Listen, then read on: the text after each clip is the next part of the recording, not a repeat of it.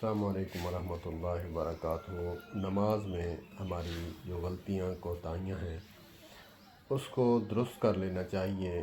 اس پر وعید بھی ہے کہ نبی پاک صلی اللہ علیہ وآلہ وسلم کے پاس ایک صحابی رسول آئے، نماز پڑھ کر فارغ ہوئے تو آقا کریم علیہ الصلوۃ والسلام کو سلام ارشاد کیا، سلام عرض کیا تو آقا کریم علیہ الصلوۃ والسلام نے فرمایا وعلیکم السلام ارجع فصلی فإنک لم تصلی، تم لوٹ جاؤ، نماز تو نے پڑھی ہی نہیں۔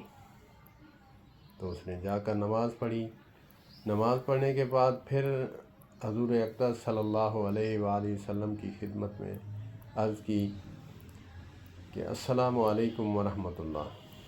تو آقا کریم علیہ الصلوۃ والسلام نے جواب ارشاد فرمایا وعلیکم السلام ورحمۃ اللہ وبرکاتہ ارجع فصلی فإنک لم تصلی۔ یہ مسلم شریف کی حدیث پاک ہے۔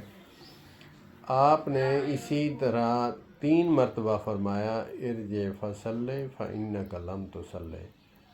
علماء اور طلباء جو ہے سمجھتے ہیں جب لم مضارع پر داخل ہو تو کیا اثر رکھتا ہے اور لن مضارع پہ داخل ہو تو کیا اثر رکھتا ہے۔ تو نبی پاک صلی اللہ علیہ وآلہ وسلم کو عرض کی یا رسول اللہ صلی اللہ علیہ وآلہ وسلم علمنی، یا رسول اللہ صلی اللہ علیہ وآلہ وسلم مجھے سکھا دیجیے۔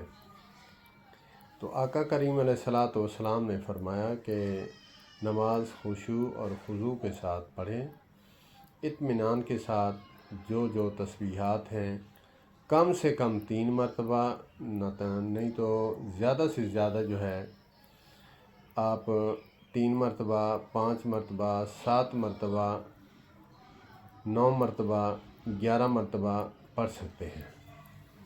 تو پھر دونوں سجدوں کے درمیان دعا ہے وہ بھی پڑھیں، اور رکوع کے بعد جو ہے وہ بھی تسبیح ہے وہ بھی پڑھا کریں۔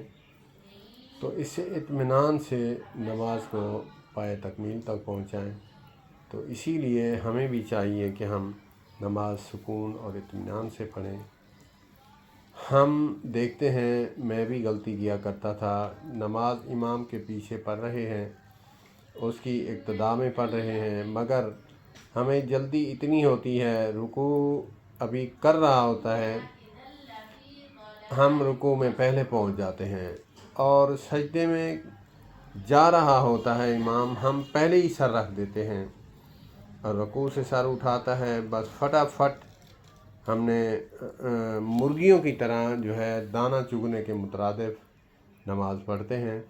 تو اس پر بھی وعید ہے کہ نبی پاک صلی اللہ علیہ وآلہ وسلم کی حدیث پاک کا مفہوم ہے کہ اس بندے کا گدھے کا سر بن جائے نہ بن جائے، مجھے ڈر ہے کہ جو بندہ امام سے پہلے سر رکھتا ہے یہ سر اٹھاتا ہے، یعنی سبقت کرتا ہے، جلدی کرتا ہے۔ صحابہ کرام رضوان اللہ علیہم اجمعین فرمایا کرتے تھے آقا کریم علیہ الصلوۃ والسلام جب سجدے میں چلے جاتے، پیشانی مبارک رکھتے، تب ہم جو ہے سجدے میں جاتے، اتنی احتیاط فرمایا کرتے تھے۔ اللہ پاک ہماری نمازوں کو صحیح پڑھنے کی توفیق عطا فرمائے، پھر اللہ پاک ہمیں جو ہے اس پر عمل کی توفیق عطا فرمائے۔